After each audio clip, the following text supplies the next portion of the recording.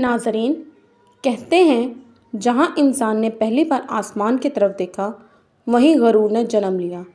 یہ کہانی ہے بابلون کی، ایک ایسے شہر کی جو آج زمین کے نیچے چھپا ہوا ہے، مگر جس کا نام اب بھی ہر تاریخ دان کے دل میں لرزہ پیدا کرتا ہے۔ ہزاروں سال پہلے دجلہ اور فرات کے کنارے ایک عظیم سلطنت بسی تھی، بابل یا انگریزی میں بابلون۔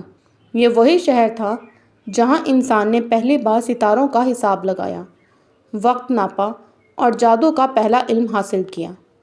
مگر ناظرین، ہر علم جب غرور کے ساتھ ملتا ہے تو تباہی لاتا ہے۔ بابل کے بادشاہ نمرود نے اپنے وقت میں خود کو خدا کہلانا شروع کیا تھا۔ اس کے بعد آنے والی نسلوں نے وہی غرور وراثت میں لے لیا۔ وہ لوگ آسمان سے اونچا برج بابل بنانا چاہتے تھے تاکہ خدا سے بات کر سکیں، مگر اللہ نے ان کی زبانیں بدل دیں۔ جو ایک زبان بولتے تھے وہ 100 زبانوں میں بٹ گئے۔ یوں ایک دن میں بابل کا شہر ٹوٹ گیا۔ مگر ناظرین، کہانی یہیں ختم نہیں ہوئی۔ کچھ صدیوں بعد بابل میں پھر سے علم اترنے لگا، مگر اس بار آسمان سے 2 فرشتے ہاروت اور ماروت انسانوں کو آزمانے کے لیے بھیجے گئے۔ انہوں نے کہا، ہم تمہیں جادو سکھائیں گے، مگر خبردار، یہ تمہارے ایمان کی آزمائش ہے۔ مگر انسان پھر وہی غلطی کر بیٹھا۔ اس نے جادو کو طاقت سمجھا اور خدا کو بھول گیا۔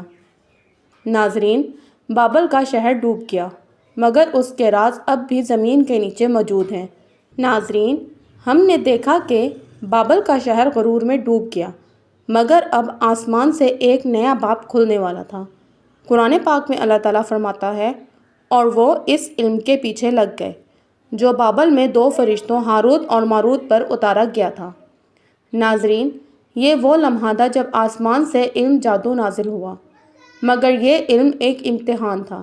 ہاروت و ماروت انسانوں کے سامنے آتے اور کہتے، ہم تمہیں جادو سکھاتے ہیں، مگر یاد رکھو یہ آزمائش ہے، اسے ایمان کے خلاف استعمال نہ کرنا۔ مگر انسان نے پھر وہی کیا جو انسان ہمیشہ کرتا ہے، اس نے طاقت کو خدا سے اوپر سمجھا۔ ناظرین، کچھ لوگوں نے اس علم کو محبت کے جادو میں بدلا، کچھ نے دشمنی کے لیے، کچھ نے شوہر اور بیوی کے درمیان جدائی ڈالنے کے لیے۔ قرآن کہتا ہے، وہ اس کے ذریعے میاں بیوی کے درمیان جدائی ڈالتے تھے۔ مگر یاد رکھو، اللہ کی اجازت کے بغیر کچھ بھی نہیں ہو سکتا۔ جادو اثر نہیں کرتا جب تک اللہ نہ چاہے۔ ہاروت و ماروت دن میں لوگوں کو علم دیتے اور رات کو اللہ کے حضور معافی مانگتے، مگر جب بابل کے لوگ حد سے بڑھ گئے تو وہ شہر زمین میں دفن کر دیا گیا۔ کہتے ہیں بابل کے نیچے آج بھی ایک جگہ ہے جہاں ہاروت اور ماروت کو سزا کے طور پر لٹکایا گیا ہے۔ کچھ لوگ کہتے ہیں وہ فرشتے اب بھی چیختے ہیں، اے انسان، علم مت مانگ اگر تو اسے ایمان کے خلاف استعمال کرے گا۔ ناظرین، یہ تھی بابل کی وہ کہانی جس میں آسمان سے علم اترا، مگر زمین نے اسے فتنے میں بدل دیا۔ اور آج دنیا میں جو بھی جادو، تعویذ یا سحر ہے، سب کی جڑیں بابل کے اسی شہر میں ہیں۔ بابل ختم نہیں ہوا، وہ صرف زمین کے نیچے سو گیا ہے۔ کہتے ہیں وقت بدلتا ہے، مگر فتنہ کبھی ختم نہیں ہوتا۔ جس جادو نے بابل کو تباہ کیا، وہی جادو آج کے دور میں ٹیکنالوجی، سسٹم، فریب کے روپ میں لوٹ آیا ہے۔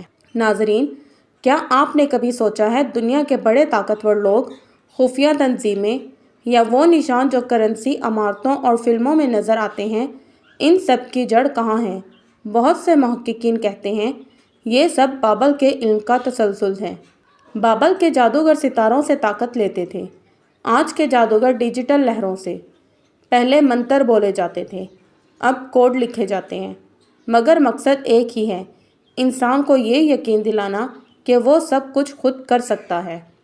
ناظرین، قرآن نے کہا تھا اور وہ سیکھتے تھے وہ چیز جو انہیں نقصان پہنچائے نہ کہ فائدہ دے۔ یہ جملہ آج بھی زندہ ہے۔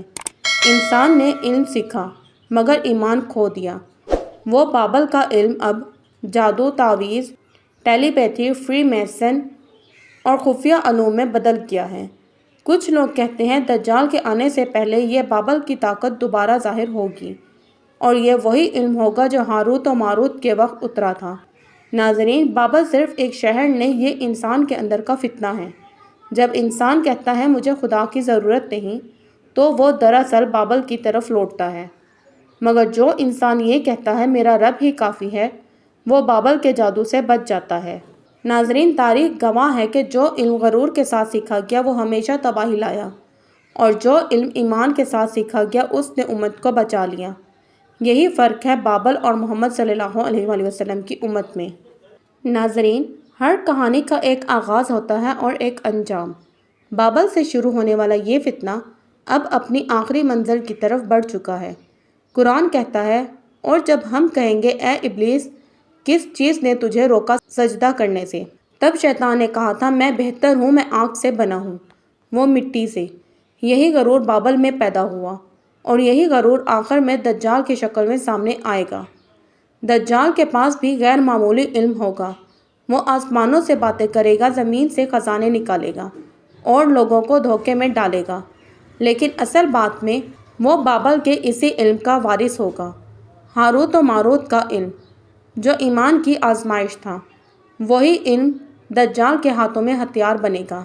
ناظرین، آج دنیا میں جو کچھ ہو رہا ہے، مصنوعی ذہانت، مصنوعی بارش، ذہنوں کا کنٹرول، یا آسمان میں نظر آنے والے پراسرار نشان، بہت سے محققین انہیں دجالی سائنس کہتے ہیں، اور یہی وہ علم ہے جو بابل سے نکلا تھا۔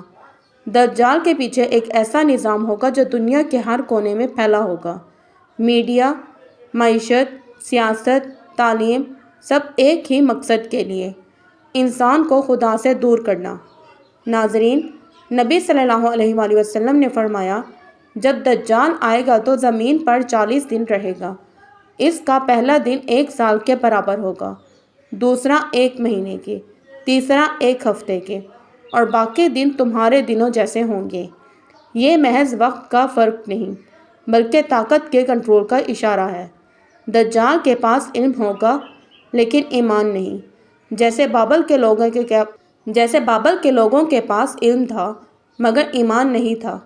ناظرین، یہ ہے بابل کا انجام۔ بابل کا جادو ختم نہیں ہوا، وہ دجال کے ذریعے واپس آئے گا، مگر خوشخبری بھی ہے۔ نبی صلی اللہ علیہ وآلہ وسلم نے فرمایا، دجال کو حضرت عیسیٰ علیہ السلام قتل کریں گے، یعنی فتنہ بابل جتنا بھی طاقتور ہو، ایمان کا نور اس پر غالب آئے گا۔ ناظرین، بابل نے انسان کو علم دیا مگر ایمان چھین لیا۔ اسلام انسان کو ایمان دیتا ہے اور علم کو نور دیتا ہے۔ یہی فرق ہے فتنہ اور ہدایت کا۔ ناظرین، اگر آپ کو میری یہ کہانی پسند آئی ہو تو سویرا سٹوری چینل کو لائک، شیئر اور سبسکرائب کرنا مت بھولیے گا۔ ملتے ہیں اگلی ویڈیو میں۔